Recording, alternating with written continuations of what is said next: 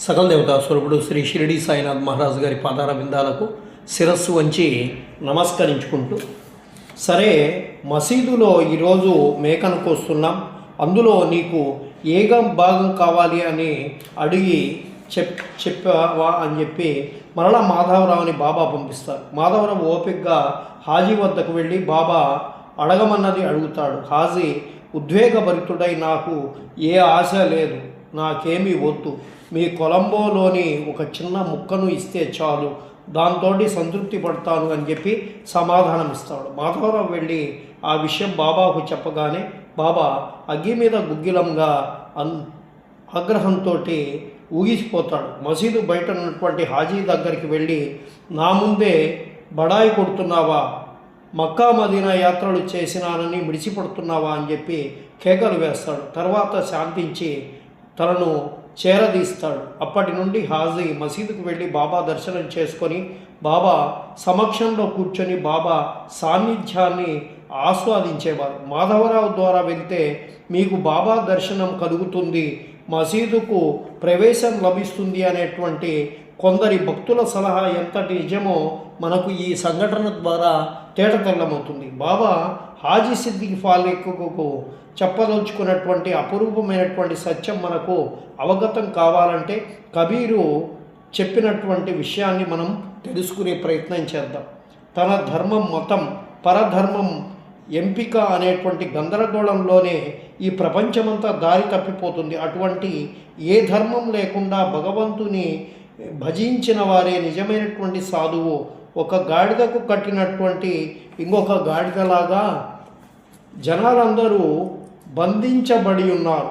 ఎవరైతే దృష్టిని లోపలి బరిపాలో వారే ప్రామాణికమైనటువంటి వారు. ఎవరైతే ఒంటరిగా నడుస్తారో వారే సత్యాన్ని తెలుసుకుంటారు. స్వచ్ఛమైనటువంటి ఆ ప్రేమ విలీనమైనటువంటి వారు ఎవరు తిరిగి బయటకు రారు. దృఢంగమంతా ఆ సత్యమే నిండి ఉంటుంది, అంతటా ఆ సత్యమే దర్శనమిస్తుంది. కబీరు చెప్తున్నారు, ఇది వివరించేటువంటి విషయం కాదు, లభించే విషయం అంతకన్నా కాదు.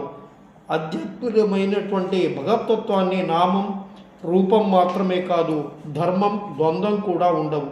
సదా సర్వదా సర్వులలో ఉండేటువంటి ఆ భగవతత్వానికి అంతా ఏకమే. అన్నింటికీ ఆధారమైనటువంటి ఆ శుద్ధ చైతన్యానికి హిందుత్వం, ముస్లిత్వం తత్వం వంటివి అంటారా. ఓ భగవత్ తత్వాన్ని అందుకోజాలవు. నేను ఫలానా ధర్మంలో శుద్ధ చైతన్యాన్ని, నేను ఫలానా ధర్మంలో పరిశుద్ధుడనయ్యాను అని శుద్ధ చైతన్యం ముందు నిలబడి మాట్లాడడం శుద్ధ అవివేకం. భగవతత్వానికి హిందువైనా మహమ్మదీయురో ఎవరో తెలియదు, భగవంతునికి అంత అభిన్నమే. అటువంటి ఎరుకతో ఆధారించడమే నిజమైనటువంటి పూజ. ఆ సత్యాన్నే కబీరు అటువంటి ఏ ధర్మం, మతం లేకుండా భగవంతుని ఆరాధించేవాడే నిజమైనటువంటి సాధువు అని చెప్పి చెప్తున్నాడు. హృదయ లోతులలో నివాసం ఉండేటువంటి భగవంతుని చేరుకునే మార్గం చాలా ఇరుకైనది.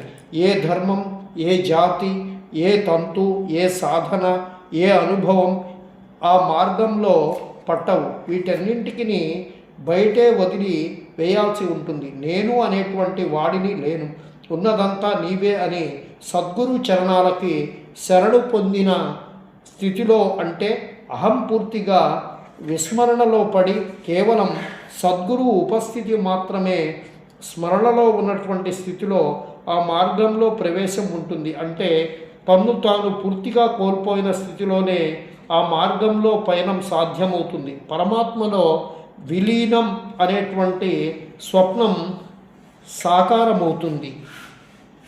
దేహం అనే శిలువపై దేహాన్ని, నేను అనే భావాన్ని కొరత వేసినప్పుడే మానవ కుమారుడైనటువంటి